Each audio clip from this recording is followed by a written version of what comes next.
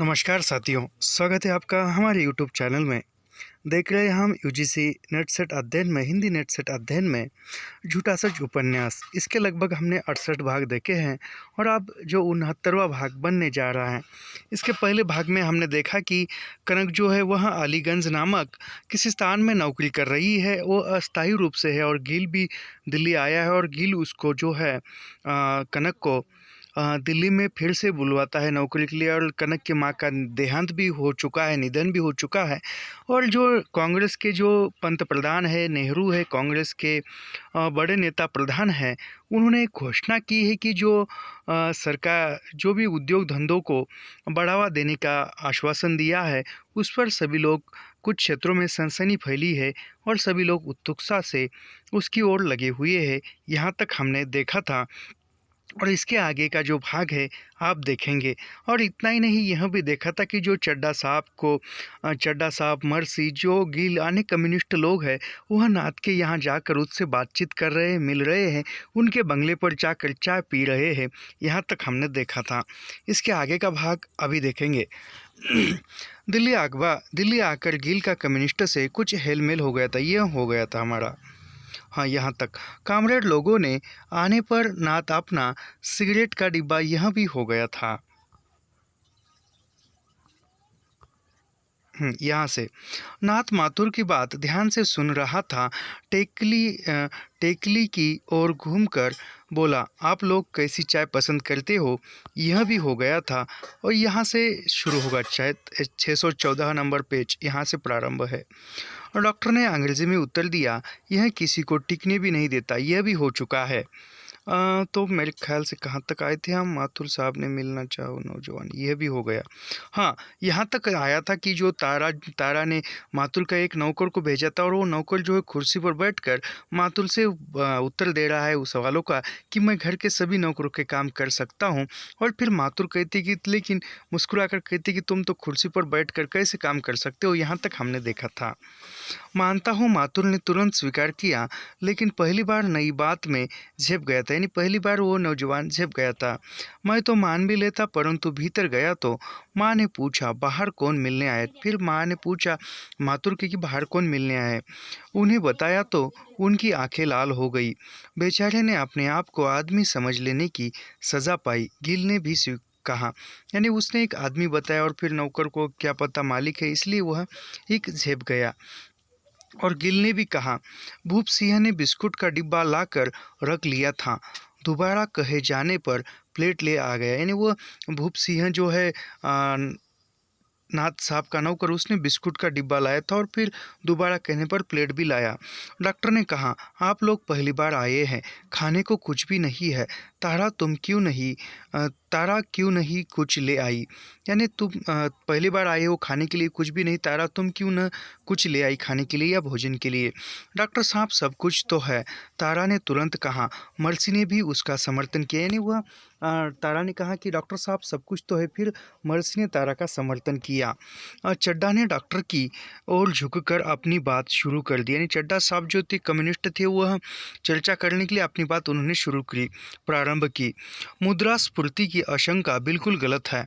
मजदूरी में अधिक रुपया लोगों के पास आएगा तो उसे लोग अभी निर्यात होने वाले माल को खरीदने के लिए वे करेंगे। यानी वह चड्ढा साहब करे, यदि मजदूर के पास अधिक पैसा आएगा तो वह निर्यात यानी अन्य देशों, बाहर देशों में जो माल जा रहा है वह खुद खरीदेगा। कपड़े और दूसरे सौदे की हमारी पैदावार जनता की आवश्यकता से अधिक तो नहीं है। यानी कपड़े जो भी वह प्राथमिक आवश्यकता है वह तो वो पूरा ही करेगा। इससे कृषि की भूमि पर दबाव घटेगा, लोगों का जीवन स्तर भी सुधारेगा, हम विकास के मामले में काफ़ी आत्मनिर्भर हो सकेंगे। यानी वह एक जो कारखाने, जो भी छोटे मोटे उद्योग निर्माण होने के बाद जो उससे जो मजदूर वर्ग जो है वह सुधरेगा और वह खुद का आत्मनिर्भर हो सकेगा।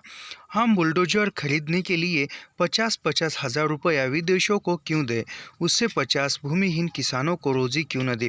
यानी वह चड्ढा साहब कहते हैं कि 50,000 हम विदेशों को बुलडोजर जो कि जेसीबी होती है वह खरीदने के लिए देते हैं। उस 50,000 यदि हम जो भूमिहीन है जिसको खेत नहीं है उनको, उस किसानों को देकर उसको यदि हम रोज़गार देते उस 50-50 हज़ार में, तो वहाँ किसानों की जो ज़िंदगी है मज़दूर को मज़दूरी मिल जाएगी और उसका रहन सहन सुधर जाएगा। मर्सी कुछ मिनट सुनती रही, फिर उसने चड्ढा की बात की और कान लगाए तारा को धीमे से संबोधन किया। यानी वहाँ चड्ढा साहब बात कर रहे तो मर्सी सुन रही है और फिर उसने धीमे स्वर में तारा से कहा, आओ ज़रा मकान तो देखे, और अनुमति के लिए नाथ की ओर देखा। यानी वह मर्सी कहती है तारा से कि आओ मकान देखते हैं और नाथ अनुमति पाने के लिए नाथ की ओर देखते हैं। मैं दिखाऊं? नाथ उठने को तैयार हुआ। यानी नाथ कहता है कि मैं दिखाऊं मकान, ऐसे कहते हुआ नाथ उठ रहा था। आप बात कीजिए। मर्सी ने नाथ के कंधे पर हाथ रखकर उठने से रोका, हम देख लेंगे। यानी वह मर्सी कहती है कि नाथ को आप रुकिए, आप बात कीजिए, हम देखेंगे, और ऐसा कहती वह उठ जाते हैं। ड्राइंग रूम के साथ के कमरे में डॉक्टर नाथ के काम करने का कमरा था। यानी ड्राइंग रूम थी जहाँ पर उसके बाजू में ही या उसके साथ में ही जो नाथ का काम करने का जो कमरा है वह कमरा था। बड़ी सी मेज के साथ 4-5 कुर्सियाँ थी। 2 शेल्फ फाइलों और सरकारी रिपोर्ट और पुस्तकों से भरे थे। यानी वहाँ पर जो शेल्फ थे वह शेल्फ पर 4-5, वहाँ पर उस रूम में 4-5 कुर्सियाँ थी। वो जो 2 शेल्फ थे, एक शेल्फ में फाइलें थी और सरकारी रिपोर्ट के कागजात थे। मेज पर भी काफ़ी फाइलें और कागज़ थे। दीवारों पर कोई चित्र या कैलेंडर नहीं था। यानी उस दीवार पर कुछ भी कोई चित्र या कोई तस्वीर नहीं थी। इतना नहीं, दिनदर्शिका जो कैलेंडर है वह भी नहीं था। कैलेंडर को दिनदर्शिका भी कहते हैं। ध्यान देने से सफ़ेद दीवारों पर धूल की महीम गर्द देखी जा सकती थी। दफ्तर की बगल में ही सोने का कमरा था। यानी वह जहाँ पर वह कामकाज का कमरा था उसके बाजू में ही सोने का कमरा था, जो बेडरूम है वहाँ था। और उसके दीवारों का जो रंग था वह सफ़ेद था नाथ के, और उस पर धूल बैठी हुई थी। बिस्तर भट्टी से रंग उड़े पलंग पोश से ढका हुआ था। शीशे के दरवाजे लगी अलमारी में समेट कर रख दिए मैले कपड़े दिखाई दे रहे थे। यानी जो शीशे का जो कांच का दरवाज़ा था अलमारी का, उसके अंदर से जो अंदर मैले कपड़े रखे हुए वह दिख रहे थे। सोने के कमरे के कोने में fridge kit kit kit kit कर रहा था। मर्सी ने फ्रिज भी खोल कर देखा। दूध दही की खटास की गंध आई। यानी मर्सी ने जो वहाँ पर सोने के कमरे में फ्रिज रखा हुआ था, वहाँ पर सोने की कमरा यानी सच के सोने का कमरा नहीं, जो कि वह बेडरूम आजकल के शब्दों में कहे तो बेडरूम, तो वह उसको सोने का कमरा भी बोलते हैं। सोने का यानी जो सोना चांदी वह अलग बात होती है। तो वहाँ पर जो फ्रिज था वह फ्रिज भी किट किट करता हुआ आवाज़ कर रहा था। और मर्सी ने खोल कर देखा तो उसमें जो दूध दही की जो खटास है उसकी गंध आ रही थी।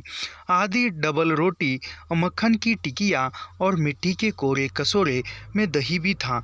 2 बोतलें सोडे की, आधी बोतल हिस्की और 2 बोतलें बियर भी था। यानी जो बियर हिस्की है वह जो शराब के नाम है और उसमें रखा हुआ था। पूरी गृहस्थी फ्रिज में ही थी। यानी जो भी गृहस्थी का आवश्यक सामान था वह पूरी आवश्यक सामान जो था उन्होंने फ्रिज में रखा हुआ था। बूढ़े ने क्या क्या गंद फैला रखा है, मर्सी ने पीछे पीछे सड़े भूप सिंह के ख्याल से अंग्रेजी में कहा। यानी वो मर्सी ने कहा जो बूढ़ा भूप सिंह है उसने क्या रखा है, कैसी गंद फैलाई है। कमरे के साथ गुसल खाना था। मर्सी उसमें झाके बिना भी नहीं संतोष से वह मुख नहीं पी लिया। यानी मर्सी जो सोने का कमरा था उसके बाजू में गुसल खाना यानी रसोई थी, और वहाँ पर झाके बिना ही उन अंदर देखे बिना ही मर्सी रह न सकी। असंतोष से वह मुख से निकल गया। यानी वह गुसल खाने को, रसोई को देखकर वह एक निकल गया उससे मुँह से। भूप सिंह तारा और मर्सी पर आँख रखे पीछे पीछे चल रहा था। वे ड्राइंग रूम के साथ की गैलरी के दूसरी ओर बढ़ी। तीनों कमरे बंद थे। मर्सी ने घूमकर पूछ लिया, यह बंद ही रहता है? यानी जो भूप सिंह है जो उसको चुप चुप कर देख रहा था और वह एक कमरे की ओर देखती है तो ये कमरा बंद था। और वो भूप सिंह को पूछती है मर्सी, क्या यह कमरा हमेशा बंद रहता है? हाँ हुजूर, पलंग फर्नीचर पड़ा है, भूप सिंह ने अनिच्छा से उत्तर दिया। उसे यह हस्तक्षेप अच्छा नहीं लगा था। यानी वह मर्सी ने पूछा, यह कमरा हमेशा बंद रहता है? तो वह भूप सिंह कहता है कि हाँ हुजूर जी, हुजूर ये बंद रहता है, इसमें पलंग फर्नीचर पड़ा हुआ है, रखा हुआ है। और भूप सिंह को यह जो पूछा है उसको अच्छा नहीं लगा, हस्तक्षेप अच्छा नहीं लगा। मर्सी ने पूछा, किचन रसोई कहाँ है? यानी मर्सी ने पूछा कि किचन रसोई कहाँ पे है।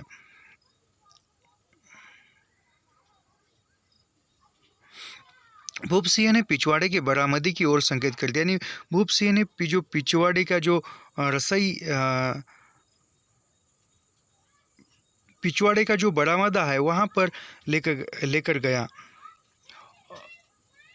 सॉरी, यहाँ पर घुसल खा यहाँ पर अनिच्छा, चलो जाने दो। मर्सी और तारा रसोई की ओर बढ़ी, यानी वो मर्सी और तारा रसोई की ओर गई।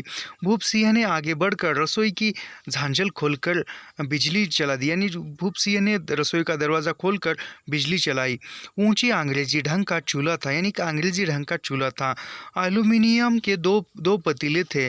शेष दो चार बर्तन भी आत्मीनियम के मैले मैले दिख रहे थे। यानी जो एल्यूमिनियम के बर्तन थे, पतीले यानी पतीले थे, और फिर वहाँ पर जो अन्य जो बर्तन थे वह आत्मीयन के थे और वह मैले हुए दिख रहे थे।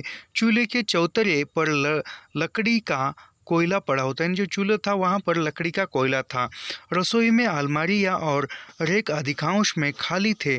दो तीन पोटलियाँ पड़ी थी, यानी रसोई में जो भी अलमारियाँ थी उसमें कुछ भी सामान नहीं थी, खाली थी। और कुछ दो तीन जो पोटलियाँ बंधी हुई उसको दिखाई दी। एक से कुछ आटा बिखरा हुआ था। एक पोटली से दाल के दाने गिर चुके थे, यानी वह एक पोटली में आटा था और दूसरी पोटली में दाल बंधी हुई थी और उसमें से दाल कुछ नीचे गिर रही थी। एक आधी कटी लौकी लाल हो रही थी, यानी जो एक आधी कटी हुई लौकी यानी जो दूधी होती है वह आधी कटी हुई वहाँ लाल हो रही थी, यानी वो खराब हो रही थी। मर्सी और तारा ने पेंट्री में भी झांका। तीन चार चीनी की प्लेटें और एक पीतल की छोटी थाली खूब उजली मंजी हुई फर्श पर दीवार से टिकी हुई दिखाई हुई थी। तारा ने मर्सी के कान में अंग्रेजी में कह दिया, यह थाली माल किनकी होगी? यानी वह वहाँ पर जो सब कुछ घर देख रहे हैं मर्सी और तारा घूमकर, और वहाँ देखते हुए उनको जो वहाँ पर जो पीतल की थाली है वह भी दिखाई देती है। और फिर तारा ने मर्सी के कान में कहा कि यह पीतल की थाली जो है यह मालकिन की होगी। वो पीतल की थाली दीवार से लगी हुई रखी हुई है, दीवार से टकाकर। मर्सी ने अंग्रेजी में पूछ लिया, तुम अपना यह चार्ज कब संभालोगी? यानी वह मर्सी ने फिर कहा कि तारा को तुम अपना यह चार्ज यानी तुम घर गृहस्थी कब संभालोगी, यानी तुम विवाह कब करोगी?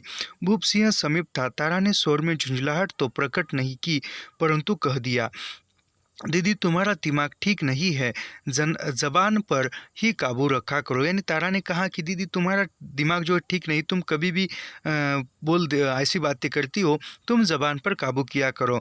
मर्सी ने सिर हिलाया और मकान का पूरा निरीक्षण करने के लिए बंगले की परिक्रमा कर तारा के साथ सामने बेघास के आंगन में आ गई। यानी वह चारों ओर देखा, कमरे का निरीक्षण किया, सुष्मिता के साथ मकान देखा और फिर बंगले को परिक्रमा करते हुए गोल चक्कर लगाते हुए वह आंगन में आ गए।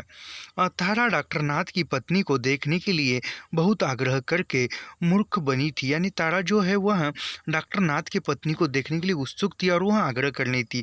वह बात याद आ जाने पर उसे हंसी आ जाती थी। तारा ने वह बात मर्सी को भी बता दी थी। मर्सी ने तारा की ही बुद्धि पर विस्मय प्रकट किया था। यानी तारा जो है वह नाथ की पत्नी को मिलने के लिए उत्सुक है और वह जो बात थे वह बात पर तारा को याद आई थी और हंसी आ जाती थी। तारा ने वह बात मर्सी को भी बता दी थी और मर्सी ने विस्मय प्रकट किया था। तारा ने अपनी सफाई दी थी, दीदी मैंने तो विस्मय प्रकट किया था कि विवाह कब हुआ, उन्होंने मुझे बेवकूफ़ बना दिया। यानी वह विवाह कब हुआ और उन्होंने मुझे बेवकूफ़ बना दिया। अविश्वास की बात क्या थी? मर्सी और तारा के बीच उस संबंध में फिर कोई चर्चा नहीं हुई। यानी वह नाथ का विवाह ही नहीं हुआ था, फिर भी वह तारा से उन्होंने कहा था कि विवाह हो चुका है। इस बात पर उसको हंसी आई। फिर उस बात में मर्सी और तारा ने नाथ के विवाह के बारे में कोई चर्चा नहीं हुई। भूप सिंह से कुछ दूर होकर मर्सी ने तारा की डांट का उत्तर दिया। यानी भूप सिंह से कुछ दूर जाकर मर्सी ने जो तारा की बात का उत्तर दिया जो शादी की लेकर की थी। मेरे दिमाग में क्या खराबी है, मेरी क्या आंखें नहीं है, तुम पर उसका अनुराग है और तुम हजार जान से उस पर मरती हो, दिल की बात साफ क्यों नहीं कह देती। यानी मर्सी कहती है तुम जो हो नाथ, मेरे दिमाग में कोई खराबी नहीं है, मेरी आंखों में भी खराबी नहीं, मैं सब कुछ देख सकती हूँ, सब कुछ सोच सकती हूँ, और तुम जो है तुम पर अनुराग यानी तुम्हारा नाथ का जो है तुम्हारे पर अनुराग है, तुम्हारे पर स्नेह है, और दिल की बात साफ क्यों नहीं कहती। यानी तुम भी नाथ को चाहती हो और जो भी बात है वह साफ साफ क्यों नहीं कह देती। मर्सी तारा को कहती है। तारा ने ऐतराज किया, तुम्हारी दृष्टि में आदर का कोई ध्यान नहीं है, तो मैं सब कुछ बता चुकी हूँ। भाई के गुरु है, मेरे गुरु है, हमारी सब मुसीबतों में सहायक रहे। यानी तारा कहती है मर्सी से कि तुम्हारी दृष्टि में मैंने तुम्हें बता दिया है कि जो नाथ है वह मेरे भाई के गुरु है, मेरे गुरु है, और हमारे परिवार पर उन्होंने बहुत सी सहायता की है। देश के बड़े से बड़े विद्वान में से एक है, मैं क्या सभी उनका आदर करती, यानी जो देश के बड़े नेताओं में से एक है विद्वान है, और मैं क्या सभी देश उनका आदर करता है। जितना पिताजी का आदर करती हूँ उससे अधिक इनका आदर करती हूँ। तो मैं ऐसी बातें कह देते शर्म भी नहीं आती। यानी तारा कहती कि जितना मैं पिताजी का आदर करती हूँ उतना ही उनसे बढ़कर मैं नाथ का आदर करती हूँ, तो मैं ऐसे बातें करते हुए शर्म नहीं आती। चल चल बातें न बना। मर्सी ने तारा की नाराज़गी पर विश्वास नहीं किया। यानी मर्सी नाराज़ हुई और फिर मर्सी ने उसकी नाराज़गी पर विश्वास नहीं दिया और कहती कि चल चल बातें मत बना। तुम जिसे कुछ न समझो, घृणा करो, उससे विवाह करोगी, वह बेचारा कहता भी होगा तो तुम नखरे दिखाती होगी। यानी वह मर्सी कहती है कि तुम जिसे कुछ न समझो, घृणा करो, उसके साथ तुम विवाह करोगी, वह बेचारा कुछ भी न कहता होगा और तुम नखरे दिखाती रहोगी। आखिर तुमने ऐसी क्या बात देख ली। यानी फिर तारा कहती कि तुमने ऐसी क्या बात देख ली। खूब देखती हूँ, सब देखते हैं, वह तुम्हें लायक करता है। यानी वह कहती कि मर्सी कहती कि मैं सब कुछ देखती हूँ और सबको देखती हूँ, वह तुम्हें लाइक करता है, यानी वह तुम्हें पसंद करता है। ऐसे तो वह मुझे 8 बरस पहले भी लाइक करते थे। तारा ने विचार में मर्सी के चुप करा देने योग्य तर्क दिया, परंतु साथ ही सोचा क्या कह गई, अब यह और भी बकेगी। यानी वह तारा ने कहा कि ये तो मुझे 8 वर्ष पूर्व से लाइक करते, पसंद करते, और फिर वह तारा को लगा कि वह ऐसे बोलने से मर्सी जो चुप रह जाएगी, और फिर वह सोचने लगी कि यह तो और भी बोलने लगेगी। ओहो! मर्सी ने तारा की आशंका पूरी कर दी। यानी मर्सी जो है आश्चर्य से ओहो कहती है और जो भी आशंका है वह पूरी कर दी। यानी आशंका कौन सी थी तारा के मन में, यह है कि यह बात सुनकर मर्सी और बोलेगी, और फिर वह सच में बोल उठी। तारा रूठकर मौन हो गई, परंतु नाराज़गी के बजाय सोचने लगी। यानी तारा जो है रूठ गई और मौन रह गई, और नाराज़ होने से बजाय नाराज़ नहीं हुई लेकिन सोचने लगी। जाने लोग क्या देखते हैं, कुछ उटपटांग अफवाह फैल गई तो क्या होगा। यह मेरी चिंता में चड्ढा और माथुर से बकती रहती होगी, मेरी चिंता में अच्छा संकट कर देगी, तो टूक स्पष्ट बात कर लेना ही उचित है। यानी वो तारा कहती है यह जो मेरे बारे में अन्य लोगों के सामने क्या अफवाह फैला रहेगी, क्या उटपटांग बातें बकती होंगी, जैसे चड्ढा के साथ माथुर के पास क्या मेरे बारे में यह बातें करती और वह संकट खड़ा कर देगी, तो और इससे बेहतर है कि जो भी है वो मैं स्पष्ट कह दूँ। तारा चड्ढा माथुर और मर्सी को अपनी गाड़ी में वापस ला रही थी। यानी तारा जो है वह चड्ढा माथुर और मर्सी वह तारा के गाड़ी में गई थी और उसको वापस ला रही थी। तो चड्ढा और माथुर चांदनी चौक में काम के कारण लाल किले के सामने ही उतर गए थे। तारा मर्सी के साथ उसके घर चली गई। यानी वह गाड़ी में आते हुए चांदनी चौक में चड्ढा और माथुर जो है किसी काम के कारण लाल किले के सामने ही उतर गए, और तारा जो है मर्सी के साथ मर्सी के घर चली गई। एकांत देखकर उसने बहुत गंभीरता से कहा, दीदी मैं एक बात अंतिम रूप से कह देना चाहती हूँ। यानी मर्सी को कहा तारा ने कि दीदी मैं एक बात तुमसे अंतिम और स्पष्ट रूप से कह देना चाहती हूँ। मर्सी ने आँख के संकेत से पूछा क्या। यानी मर्सी ने क्या है उत्सुकता जगी। तो मेरे विवाह के संबंध में न तो कोई चिंता करो और न इस विषय में किसी से एक शब्द भी कहोगी, तुम्हें वचन देना होगा। यानी तारा कहती है मर्सी से तुम मेरे विवाह के बारे में मत सोचा करो, मत चिंता करो, और किसी के सामने या किसी से मत बात किया करो। तुम मुझे यह वचन दो। पर क्यों चिंता न करो और क्यों बात न करूं? यानी मर्सी कहती कि क्यों चिंता न करूं तुम्हारे युवा के बारे में, और क्यों मैं बात न करूं? मैं तुमसे सैकड़ों बार अंतिम रूप से कह चुकी हूँ, मुझे विवाह नहीं करना है, नहीं करना है, नहीं करना है। तारा की आंखें गुलाबी हो गई थी और भीग भी गई थी। यानी वह कहती है कि मैं तुम्हें अंतिम बार बहुत बार कह चुकी हूँ, मुझे विवाह नहीं करना है, मुझे विवाह नहीं करना है। ऐसे कहते कहते वह रुआ सी हो जाती है, रोने लगती है, उसकी आंखें गुलाबी हो जाती है और पलकें भीग जाती है। यानी वह तारा रो रही है। मर्सी ने तारा को बाह में ले लिया। आखिर कारण तो बताएगी, मुझसे भी भेद करेगी। यानी मर्सी ने तारा को आलिंगन में लिया और कहने लगी कि क्या बात है, तू बताएगी, जो भी भेद है वह क्या है, मुझे बताएगी। तारा ने आंसू रोक कर कह दिया, क्या कारण बता दूं? जो भी कारण समझ लो, मेरी मानसिक या शारीरिक स्थिति समझ लो, मेरी प्रकृति समझ लो, बस कह दिया, नहीं करूँगी, नहीं करूँगी। तारा ने आंचल से मुख ढक लिया और फपक फपक कर रोने लगी। यानी तारा कहती है कि तुम कुछ भी बात समझ लो, मेरी शारीरिक कमज़ोरी समझो या मेरी मानसिक शारीरिक कमज़ोरी समझो या मेरी प्रकृति समझ लो, लेकिन मैं शादी नहीं करूँगी। तारा ने ऐसे कहते हुए अपने मुख को ढाँप लिया और आंचल से ढाँप लिया और फपक सिसक सिसक कर रो रही है।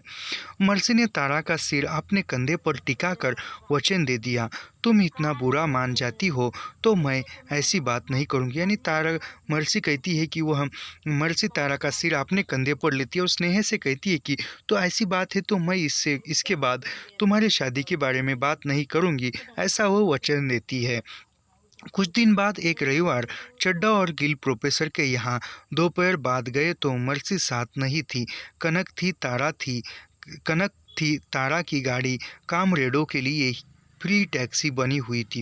यानी वह कुछ एक रविवार के दिन वहाँ पर नाथ के यहाँ चड्डा गिल प्रोफेसर के यहाँ गए तो वो साथ में मर्सी नहीं थी, कनक और तारा ही थी, और जो कामरेड थे उनको घूमने के लिए जो तारा की गाड़ी फ्री ही थी। अपनी गाड़ी वह नरोत्तम के अतिरिक्त किसी दूसरे के हाथ में नहीं देना चाहती थी, इसलिए उन्हें खुद ही चला ले जाती थी। यानी तारा जो नरोत्तम के अलावा किसी के हाथ में गाड़ी ड्राइविंग करने के लिए नहीं देती थी, वह खुद गाड़ी चलाती थी। उस दिन तारा कुछ नमकीन और बिस्कुट भी लेती गई थी, परंतु गर्मी थी। डॉक्टर ने जल के लिए भूप सिंह को आवाज़ दी। यानी उस समय में गर्मी थी, इसलिए डॉक्टर ने जल के लिए यानी पानी के लिए भूप सिंह को आवाज़ दी। मैं लाती हूँ कहकर तारा उठ गई। तारा कहती कि मैं जल लाती हूँ, ऐसा कहकर वो उठ गई। तारा ने भूप सिंह के सामने गिलासों को साबुन से धोया, नया तौलिया मंगाकर पोंछा, किश्ती में रखकर कहा, आप ले जाओ। फ्रिज से सोए पानी की 2 बोतलें और 100 कैश की बोतलें निकाल दी। यानी वह तारा ने भूप सिंह के सामने गिलासों को साबुन और पानी से धोया, फिर तौली से साफ किया और फिर वो जो किश्ती यानी ट्रे होता है उसमें गिलासों को रखकर फ्रिज में से बोतल निकाल कर रखा और फिर कहती कि आप ले जाओ। डॉक्टर ने गिलासों और शेकर्स की ओर देखकर गर्दन हिला दी। थैंक्स चड्डा और यानी डॉक्टर ने गिलासों को धोया साफ किया है तारा ने, इसलिए तारा को थैंक्स कहता है। और चड्डा और गिल ने डॉक्टर को पत्रों से काटकर इकट्ठे किए हुए चीन और दूसरे साम्राज्यवादी देशों की औद्योगिक सफलताओं के बहुत से आंकड़े दिखा दिए। यानी चड्डा और गिल ने उन्होंने जो पेपर के कातरण होते हैं वह दिखाए और फिर जो चीन या अन्य देशों की औद्योगिक सफलताओं के आंकड़े जो है दिखा दिए। चड्डा कुछ नोट कर टाइप करके लाया था। आधे घंटे तक उनकी व्याख्या करता रहा। पिछले दिनों पत्रों में योजना के संबंध में निकली आलोचनाओं का प्रकरण आया तो तारा भी कुछ बोलती रही। यानी फिर वह जो भी वो टाइप करके आंकड़े लाया था उसकी वह व्याख्या करता रहा और आलोचनाओं में व्याख्या करता रहा। तारा भी उसमें कुछ बोलती रही, कुछ और भी बहस होती रही। 5 बज गए। डॉक्टर ने अंगड़ाई दबाकर पूछा, शायद आप लोग चाय पसंद करेंगे। यानी फिर 5 बजे थे और वह आलस आया था तो वह डॉक्टर साहब ने अंगड़ाई लेकर कहा कि आप लोग चाय पसंद करेंगे। ज़रूर ज़रूर, चड्डा ने स्वीकार किया। यानी चड्डा कहती कि ज़रूर हम चाय पियेंगे। तारा कुर्सी से उठ गई। उसे मर्सी की बकवास का भय नहीं था। कुछ देर बाद वह साफ सुथरे ढंग से चाय लाई तो बिस्कुट का पैकेट और प्लेट में कुछ नमकीन भी था। यानी तारा स्वयं उठी और उसने जो भी वह मर्सी ने कहा था इस बात को उसको भय नहीं था। वह गई और उसने चाय बना कर लाई और साफ सुथरे ढंग से चाय बना कर लाए, बिस्कुट और कुछ नमकीन भी था। डॉक्टर ने फिर स्नेह से थैंक यू कह दिया, यानी डॉक्टर ने फिर तारा से थैंक यू कहा। देख लीजिए डॉक्टर साहब, चड्ढा ने डॉक्टर को सुझाया। सुघड़ हाथों का प्रभाव, यानी चड्ढा कहता है कि देख लीजिए डॉक्टर साहब, जो सुघड़ यानी जो भी वह हाथ है सुघड़न, वो उन हाथों का प्रभाव। हूँ, डॉक्टर ने सिर हिला दिया, यानी डॉक्टर कहता है कि हूँ, और सिर हिला दिया, समर्थन किया, हाँ सकारात्मक कहा। डॉक्टर साहब, लीला को आपसे बहुत शिकायत है, आप इस लड़की की शादी की फिक्र नहीं करते। चड्ढा ने नमकीन की ओर भी देखा। लीला कहती है कि लड़की के आप दोनों गार्जियन बहुत बेपरवाह है, यानी वह लीला जो है वह कहती कि लड़की की शादी के बारे में भी कुछ सोचिए। और चड्ढा ने नमकीन की ओर देखते हुए कहा, और लीला जो कहती कि गार्जियन यानी जो रिश्तेदार है वह आप बहुत बेपरवाह है, ऐसा कहते हैं। मुँह आप कीजिए, मैं किसे भारी हो रहा हूँ। तारा को डॉक्टर के सामने ऐसा मजाक अच्छा नहीं लगा, यानी डॉक्टर के सामने तारा को ऐसा मजाक अच्छा नहीं लगा। इनका मतलब है तुम किसी का भला करोगी या नहीं, कनक बोल उठी, यानी कनक कहती कि तारा को तुम किसी का भला, यानी तुम किसी की पत्नी बनकर तुम उसका घर का भला करोगी या नहीं। और डॉक्टर ने चाय का घूंट लेकर कहा, आप अपनी शादी यह खुद ही करेगी, यानी डॉक्टर ने कहा कि चाय पीते हुए आपकी शादी, उसकी शादी, तारा की शादी तारा खुद करेगी। इसे चाहने वालों तो कम नहीं है, यानी वह तारा को चाहने वालों की कमी नहीं है। इसे यह चाहेगी, उसी से विवाह करवा देंगे, इसका स्वयंवर क्यों न करवा दे। यानी वह नाथ कहता है कि तारा जिसको चाहती है उसके के साथ हम उसका विवाह करेंगे, उसका हम स्वयंवर क्यों न करवा दे, जैसे रामायण में सीता का हुआ था उस प्रकार। बिल्कुल नहीं डॉक्टर साहब, कनक ने चेतावनी दी। बहुत से लोग लड़ मरेंगे, पर मैं जिसे पसंद नहीं करूंगी इसके पास नहीं फटकने दूंगी। यानी वह कनक कहती है कि मैं ऐसी चेतावनी देती हूँ कि इसका स्वयंवर नहीं होने दूंगी। मैं बहुत से लोग यानी वह यदि स्वयंवर हुआ तो बहुत से लोग आपस में लड़ेंगे, मारपीट होगी, इसके पास नहीं, यानी जो गलत है, जो कनक उसको पसंद नहीं करेगी उसको इसके पास फटकने भी नहीं देगी। तारा 3 वर्ष से अंडर सेक्रेटरी के पद पर काम कर रही थी, यानी तारा जो है अंडर सेक्रेटरी के रूप में काम कर रही थी 3 वर्ष से। उद्योग विभाग में विस्तार के लिए आर्थिक सहायता देने के काम पर भी उसे 1.5 वर्ष हो गए थे, यानी जो विस्तार उद्योग विभाग था, उद्योग विभाग में विस्तार के लिए आर्थिक सहायता देने पर काम करने हुए भी तारा को 1.5 वर्ष हो चुका था। काम उसे कठिन नहीं लगता था, कुछ अधिक ज़रूर लगता था, क्योंकि काम बिगड़ने न देने के लिए दूसरे लोगों का काम भी समेट लेती थी, यानी वह तारा को कोई काम बिगड़ न जाए वह इससे डरती थी, इसलिए वो अन्य लोगों के काम में भी सहायता करती थी। सन 1948 में तारा ने सीनियर ग्रेड क्लर्क की नौकरी पाई थी, तो काम को शीघ्र सीख लेने की तत्परता थी। फिर सन 1950 में सार्वजनिक सेवा आयोग के चुनाव में सफल हो सकने के लिए तैयारी में भी उत्सुकता थी। अब वैसा कोई उत्साह नहीं था, यानी तारा जो है वह 1948 में सीनियर ग्रेड क्लर्क की नौकरी पाई थी, और फिर उसमें काम करते हुए उसने शीघ्र ही तत्परता के साथ 1950 में जो सार्वजनिक सेवा आयोग है उसमें भी चुनाव के लिए तैयारी में उत्सुकता थी, लेकिन अब कोई उत्साह नहीं था आगे बढ़ने का। सचिवालय की नियमित सुरक्षित नौकरी थी। आरंभ के वर्षों में उसकी रिपोर्ट एक्सलेट कर रही थी, यानी जो सचिवालय की जो नौकरी थी उसमें सुरक्षित नौकरी थी, कोई झंझलाहट नहीं थी। आरंभ में वर्षों में जो रिपोर्ट सेक्रेट रही थी, आप उसकी रिपोर्ट पर दूसरा रिमार्क देना भी आसान नहीं था, यानी जो दूसरा रिमार्क देना भी आसान नहीं था। ऐसा रिमार्क देने वाले उच्च अधिकारी को अपनी बात प्रमाणित करना आवश्यक हो जाता है, यानी जो उसके इस पर तारा के इस पर कोई रिमार्क उच्च अधिकारी करता तो उस पर उसका प्रमाण देना भी आवश्यक जाता था।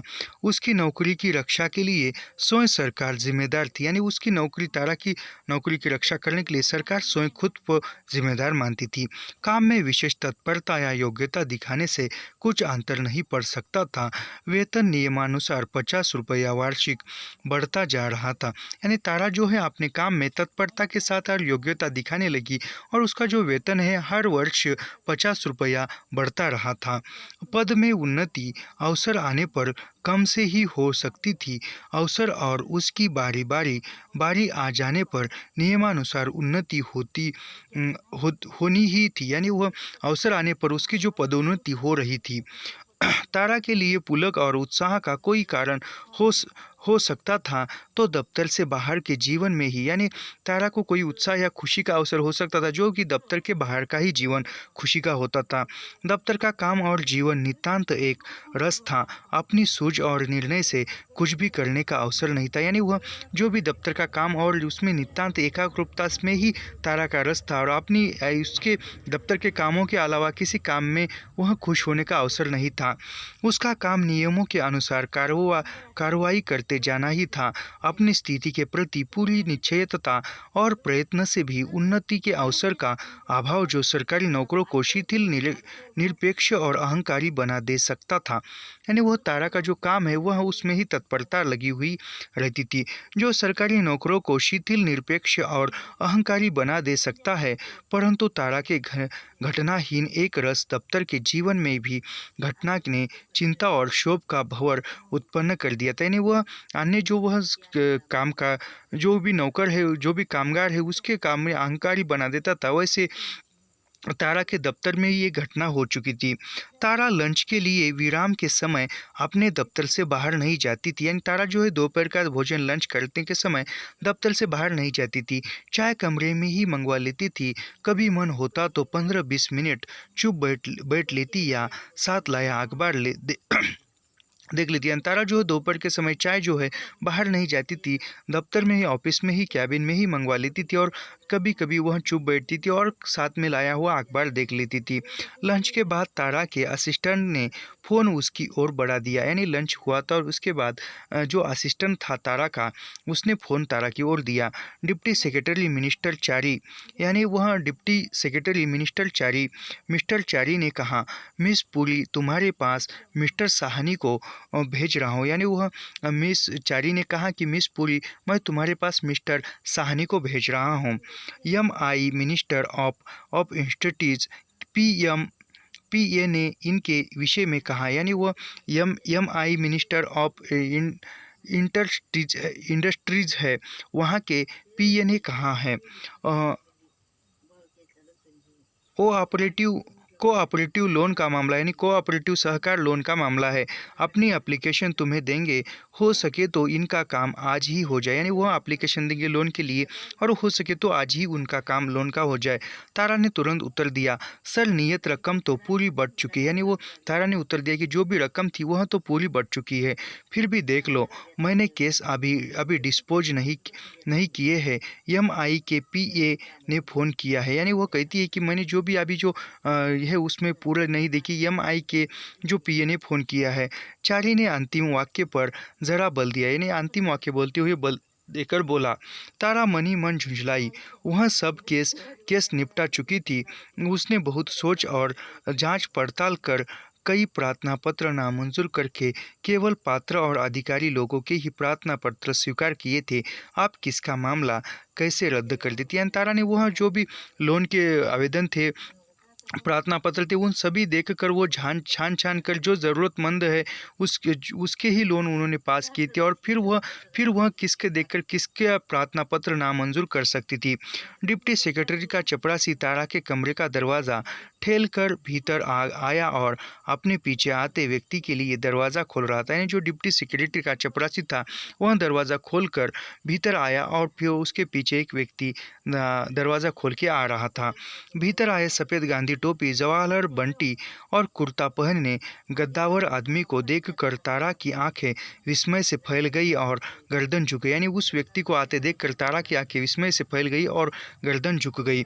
सोमराज साहनी पंजाब के सर्वशक्तिमान मंत्री सूद जी से केंद्र के उद्योग मंत्री के नाम सिफारिश पत्र लेकर दिल्ली गया था। यानी जो सोमराज जो था वह सोमराज साहनी पंजाब के सर्वशक्तिमान मंत्री सूद जी से केंद्र में उद्योग मंत्री के नाम पर सिफारिश लेकर पत्र लेकर दिल्ली आ गया था। जानता था प्रार्थना पत्रों और पत्रों से तो काम महीनों लटके रहती थी। यानी जो पत्र जो ऐसे ही आवेदन करेंगे तो काम जो है प्रार्थना पत्रों से महीनों नहीं होता, लेकिन वह किसी मंत्री का सिफारिश ले जाए तो जल्दी होगा। काम सोए जाने से अफसरों को साथ लेने से ही हो सकता है। यानी जो काम जल्दी हो तो अफसरों को साथ लेना ही पड़ता है। मंत्री महोदय ने PA को आदेश दिया था। पीए ने मंत्री महोदय की ओर से फोन पर संबंधित डिप्टी सेक्रेटरी को कह दिया था। डिप्टी सेक्रेटरी के यहाँ सोमराज को आश्वासन मिला था और उन्होंने मंत्री महोदय की कृपा पाए व्यक्ति को अंडर सेक्रेटरी के कमरे तक पहुंचा देने के लिए अपना चपरासी साथ लेकर आए थे। यानी जो सोमराज जो है वह तारा का पति है, तारा का पति, और वह देखकर तारा एक चौंक जाती है। सोमराज साहनी चपरासी के साथ अंडर सेक्रेटरी के यहाँ इतने भरोसे से गया था कि उसने कमरे के बाहर अफसर के नाम पर नज़र डाल देना भी आवश्यक नहीं समझा। यानी वो जो सोमराज जो है चपरासी के साथ अंडर सेक्रेटरी जो तारा थी वह नाम न देखते हुए भी वह अंदर चला गया। कमरे में जाकर अपने सामने कुर्सी पर तारा को बैठी देख कर पहचानने में भूल नहीं हुई। यानी तारा को उसने सामने बैठा देखकर तुरंत पहचान लिया। तारा को अप्रत्याशित और सहसा देखकर शक पका गया। यानी वह तारा को देखकर एक चौंक गया। तारा ने आंखें झुकाकर दांत दबा लिए। इतनी स्थिति के ध्यान से अपने आप को संभाला। यानी तारा ने आंखें झुकाए कर देखा और फिर दांत दबाते हुए कहा और स्थिति को संभाला। आंखें झुकाए ही सोमराज को सामने की कुर्सी से लेने का संकेत किया और कागजों के लिए हाथ बढ़ा दिया। यानी उसने आंखें झुका कर ही सोमराज को बैठने का इशारा किया कुर्सी पर और कागज लेने के लिए हाथ बढ़ाया। तारा सोमराज से लिए कागजों को ओट के लिए चेहरे के सामने करके देखने लगी। कागजों पर उसे अक्षर नहीं, कल्पना में 7 वर्ष पूर्व की घटनाएं दिखाई दे रही थी। यानी जो कागज़ देख रही थी उस कागज़ पर तारा को वह अक्षर नहीं, उसको 7 वर्ष पूर्व जो तारा के साथ सोमराज के साथ विवाह हुआ था वह घटनाएं उसको दिखाई दे रही थी। सूखे गले से कहीं घुट भरे किसी तरह अपने आप को संभाला। सरकारी ऋण के लिए सोमराज का प्रार्थना पत्र पढ़ा। यानी सरकारी जो ऋण है वह लेने के लिए सोमराज का प्रार्थना पत्र पढ़ा। सोमराज ने प्रार्थना पत्र देश की स्वतंत्रता के लिए संघर्ष में दंड पाने वाले पुराने राजनीतिक पीड़ित के रूप में दिया था। यानी जो पुराने राजनीति के द्वारा पीड़ित हुआ था उसके दिए वह प्रार्थना पत्र दिया था दंड पाने के लिए। झूठ धोखा। तारा के मस्तिष्क में क्रोध की ज्वाला भभक उठी, परंतु प्रार्थना पत्र के साथ राज्य कांग्रेस कमेटी के कागज पर राज्य कांग्रेस कमेटी की मोहर सहित सोमराज साहनी के राजनीतिक कारणों से 2 वर्ष जेल काटने का प्रमाण पत्र मौजूद था। यानी वहाँ पर जो वह धोखा आया, यानी वह एक धोखा था, एक झूठी था वह लोन पाना, जो भी स्वतंत्रता के लिए संघर्ष किया है, राजनीतिक पीड़ित है इसलिए वह लोन पा रहा था, लेकिन ये धोखा था और वह पाकर तारा को क्रोध आया, गुस्सा आया। लेकिन साथ में जो राज्य कांग्रेस कमेटी का पत्र था और उस पर जो राज्य कांग्रेस कमेटी की मोहर लगी हुई थी, सिक्का हुआ था और सोमराज साहनी ने राजनीतिक कारणों से 2 वर्ष जेल काटी है, यह भी प्रमाण पत्र मौजूद था। तारा ने कागजों को उलट पलट कर देखा। विभाग के इंस्पेक्टर की आवश्यक रिपोर्ट भी मौजूद है या नहीं। रिपोर्ट नहीं थी। तारा समझ गई ज़ाब्ते की लंबी चौड़ी कार्रवाई के झगड़े में न पड़कर ऊंची सिफारिश के जोर से काम बनवा लेने का प्रयत्न था। यानी वह तारा ने सब कुछ देखा और जो सिफारिश विभाग के इंस्पेक्टर की आवश्यकता रिपोर्ट मौजूद है या नहीं देखा और वह रिपोर्ट नहीं थी, तो वह तारा समझ गई कि जो लंबी चौड़ी कार्रवाई न करने हुए सिफारिश के तौर पर काम करने का इरादा था। तारा ने हाथ में लिए कागजों के पर्दे की सहायता पाकर 8 मिनट में अपने आप को बिल्कुल संयत, दृढ़, तटस्थ अफसर मात्र बना लिया था। यानी तारा ने 8 मिनटों में खुद को संभालकर एक अफसर के तौर पर ही वहाँ पर अफसर ही बना लिया था। कागजों की ओट से ही अंग्रेजी में कह दिया, उत्तर डाक से भेज दिया जाएगा। यानी तारा ने देखा और कागजों से ऐसे मुख पर लगकर ही कहा कि जो उत्तर है वह डाक द्वारा भेजा दिया जाएगा।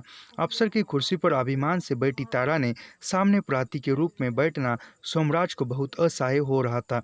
यानी अफसर जो है वह अफसर अब तारा है और तारा के सामने एक अफसर की कुर्सी पर अभिमान से बैठी तारा के सामने, यानी वह तारा जो है अफसर बनी हुई है और उसके सामने अभिमान से तारा वहाँ पर कुर्सी पर बैठी और उसके सामने प्रार्थी यानी प्रार्थना करने के रूप में सोमराज को बैठना असह्य हो रहा था, जैसे सूलों पर बैठा हो।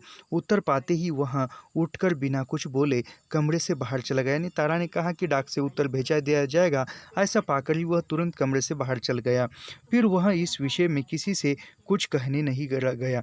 यानी उसके कि इस विषय में या लोन के विषय में किसी से कुछ नहीं कहा। सोमराज प्राय ही सरकारी दफ्तरों में अपने काम करवाता रहता था। इतना अनुभवहीन नहीं था कि उस मामले में अब भी सफलता की आशा करता। यानी वह सोमराज जो है, जो भी दफ्तरों में सिफारिश के अनुसार सरकारी दफ्तरों में अपने काम करवा लेता था, इसलिए वह उस मामले में सफलता की आशा करता। जानता था अंडर सेक्रेटरी तो क्या, क्लर्क भी फाइल में ज़ाब्ते का अंडगा लगा दे तो बड़े से बड़ा अफसर भी ज़ाब्ते के विरुद्ध नहीं जा सकता। यानी वह अंडर सेक्रेटरी क्या, अन्य कोई क्लर्क भी यदि उस पर यदि कुछ मोहर लगाता है तो बड़ा सा बड़ा अफसर भी ज़ाब्ते के उसके विरुद्ध नहीं जा सकता। अपनी असफलता का दुखड़ा रोते फिरने से अपनी ही फजीत होगी। वह खून का घूंट भर कर रह गया था। यानी वह असफल हुआ, यानी उसको पता था कि यहाँ से हमारा लोन जो है पास नहीं होगा। वह फिर असफल हुआ और फिर वह किसी के पास वह दुख जो है वह किसके पास रोए, वह किसी के पास घुट भर नहीं कहा दुख, और फिर वह वैसा ही दुख है वह अंदर ही दबाता रह गया।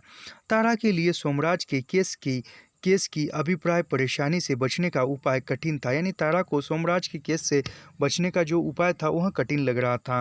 केस पर इंक्वायरी का ऑर्डर लिख दे सकती थी या यूं ही फाइलों को विचार के लिए एक और देख रख देती, परंतु डिप्टी सेक्रेटरी ने स्वयं कुछ भी न लिखकर केवल जबानी आदेश दे दिया था। यानी वह कुछ लिखकर आदेश नहीं दिया था, डिप्टी कलेक्टर ने केवल मुख से कहा था, हो सके तो आज ही हो जाए। यानी डिप्टी कलेक्टर ने कहा था तो हो सके तो आज ही इसका काम हो जाए।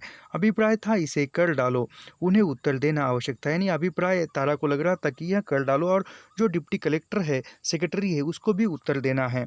तारा प्राय 40 मिनट तक दूसरी फाइलें देखती, बहुत व्यग्रता से सोचती रही क्या करे। यानी तारा जो है दूसरी फाइल देखकर 40 मिनट तक वहाँ सोचती रही कि क्या करे।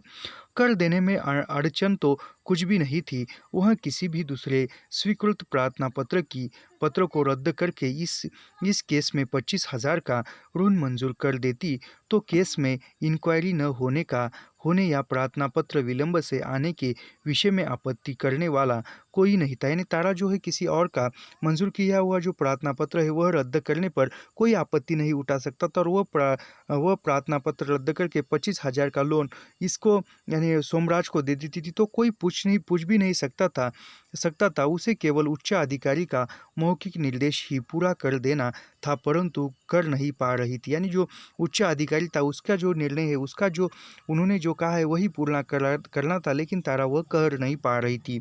मन विरोध कर रहा था, सब जाल है, फरेब है, धोखा है। यानी तारा का जो मन है वह विरोध कर रहा था, क्योंकि वह सोमराज ने जो भी किया है वह धोखाधड़ी, यानी वह प्रार्थना पत्र सिफारिश के तौर पर एक वह केवल सरकार से पैसा लेना चाहता था, उसमें सच्चाई नहीं थी। तो वह तारा सोच रही कि यह सब धोखा है, जाल है, फरेब है, यानी झूठ है। सोमराज के प्रार्थना पत्र पर तारा यह नोट कैसे दे सकती थी, फोन पर डिप्टी सेक्रेटरी को यह उत्तर कैसे दे सकती है। तारा जो है उसके प्रार्थना पत्र पर जो वह डिप्टी सेक्रेटरी है उसको उत्तर कैसे दे सकती थी, उसे यह सब तो मालूम नहीं था। ज़ाब्ते से उसे कांग्रेस कमेटी के प्रमाण पत्र पर विश्वास करना चाहिए था। यानी वह तारा को केवल जो कांग्रेस कमेटी का जो प्रमाण पत्र था उस पर विश्वास करना चाहिए था। अपने अफसर के आदेश को पूरा करना चाहिए, वही उसका उत्तरदायित्व था। परंतु सोमराज का प्रार्थना पत्र मंजूर करना दूसरे पात्र और अधिकारी लोगों का अवसर छीनना था। यानी वह जो उसके सामने तारा के सामने एक प्रश्न भी उपस्थित था कि जो उच्च अधिकारी है उसका जो उसकी बात को भी मानना है, और जो सोमराज को लोन देना यानी किसी पात्र और मंजूर किए हुए प्रार्थना पत्र को रद्द कर देना,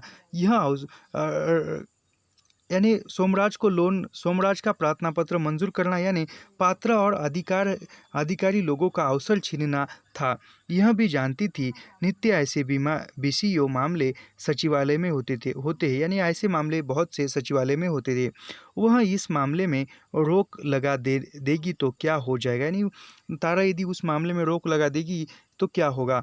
उसने अभी तक जानबूझकर किसी मामले में ऐसा नहीं किया था, इसलिए वह सख्त अफसर समझी जाती थी। यानी तारा ने कोई ऐसी ऊटपटांग हरकत नहीं की थी, इसलिए वो तारा जो है एक सख्त यानी अच्छी अफसर मानी जाती थी, अच्छी अफसर नहीं समझी जाती थी। यानी तारा जो है अच्छी अफसर समझी नहीं जाती थी, क्योंकि वह बीच में से सिफारिश के तौर पर या पैसे लेकर वह काम नहीं करती थी। तारा के मन ने विरोध किया। मंत्री ने सोए कुछ न लिखकर पीए से कह दिया। पीए ने मौखिक सुझाव डिप्टी सेक्रेटरी को दे दिया। डिप्टी सेक्रेटरी ने सोए कुछ न लिखकर उसे फोन पर कह दिया। यानी तारा कहती कि यह जो है विरोध किया, तारा के मन में विरोध किया। जो भी मंत्री ने कहा मुख से कहा, लिखित रूप से कुछ न दिया, और सेक्रेटरी ने भी तारा को लिखित रूप से कुछ न दिया, केवल फोन से कर कहा। मौलिक बात तो उसकी कलम से ही लिखी जाएगी। यानी मौलिक जो बात है वह लिखी हुई है वही होगी। ज़ाब्ते से पूरे जाल की जिम्मेदारी तो उसी पर होगी, यह नहीं करेगी। यानी जो भी वह होगा उसकी जिम्मेदारी पूरी तारा पर होगी और तारा वह नहीं करेगी। तारा ने निश्चय करके मिस्टर चारी को फ़ोन कर दिया। सर, इस केस में मुझे कई कठिनाइयाँ जान पड़ती है। केस आपके पास भेज रही हूँ, आप जैसा नोट देंगे कर दिया जाएगा। यानी वो तारा कहती है, तारा ने फ़ोन किया मिसेज चारी को और कहती है कि सर, मैं यह जो केस है आपके पास भेजती हूँ, इसमें बहुत सी कठिनाइयाँ देखती है। आप जो फिर बाद में आप जो नोट देंगे यानी आप जो लिख कर देंगे वह किया जाएगा। मिस्टर चारी ने तारा की बात सुनकर क्रोध से फ़ोन पटक कोई उत्तर नहीं दिया। यानी मिसेज चारी को गुस्सा आया और उसने जो है वह फ़ोन पटक दिया गुस्से से और कुछ नहीं कहा। पीए के आदेश पर भी वे अंडर सेक्रेटरी के नोट का आधार हुए बिना कैसे नोट देते। यानी जो पीए ने आदेश दिया और फिर अंडर सेक्रेटरी के नोट यानी कुछ लिखित रूप में नहीं है, केवल मौखिक रूप से मुख से कहा गया है, लिखित नहीं है, वैसा वो कुछ देते। वे तो अंडर सेक्रेटरी का समर्थन ही कर सकते थे। अपने हाथ से लिखकर अपने हाथ तो नहीं कटा सकते। यानी कुछ लिख कर दिया और फिर कुछ लिख कर दिया और फिर वह झूठ निकला, तो यानी खुद को नौकरी से हाथ धोना पड़ता था। यानी यहाँ पर कहा गया है अपने हाथ से लिखकर अपने हाथ तो नहीं कटा सकते थे। तारा अपने अफसर की नाराज़गी सिर पर लेकर मन ही मन चिंतित और शुभ हुए बिना कैसे रह सकती है। यानी तारा भी उनके ऑफिसर की नाराज़ पर तारा भी नाराज़ हो गई। इस चिंता और क्षोभ की बात किसी को तो बताकर मन हल्का करना था। यानी वह इसकी जो बात है किसी को बताकर मन हल्का करना था। उसने सोमराज का नाम धाम और परिचय बताए बिना नरोत्तम से चर्चा की और डिप्टी सेक्रेटरी प्रभा सक्सेना के सामने भी अपनी मानसिक यंत्रणा का क्षोभ प्रकट कर दिया। यानी तारा ने सोमराज का नाम बताए बिना नरोत्तम को जो भी समस्या है वह बताई और फिर जो डिप्टी सेक्रेटरी प्रभा सक्सेना, उसके सामने भी अपनी मानसिक यंत्रणा को प्रकट किया। दोनों ने उसे आश्वासन दिया, तुम इन खुशामदी बेईमानों की परवाह मत करो। मिनिस्टरों के ऐसे ही ढंग तो इसके हौसले बढ़ाते हैं। यानी जो मिनिस्टर है जो असली ही मिनिस्टर के बल पर ही है, ऐसे कहते हैं और इसके हौसले बढ़ते हैं। तुम ऐसी बेईमानी मत करो, ऐसे बेईमानों का साथ मत दो। वह कह रहे तारा को, तुम्हारा क्या बिगाड़ लेगा। रिपोर्ट में खराब रिमार्क देगा तो तुम भी उत्तर दे सकती हो। बहुत कर लेगा, दूसरे विभाग में बदली करवा देगा।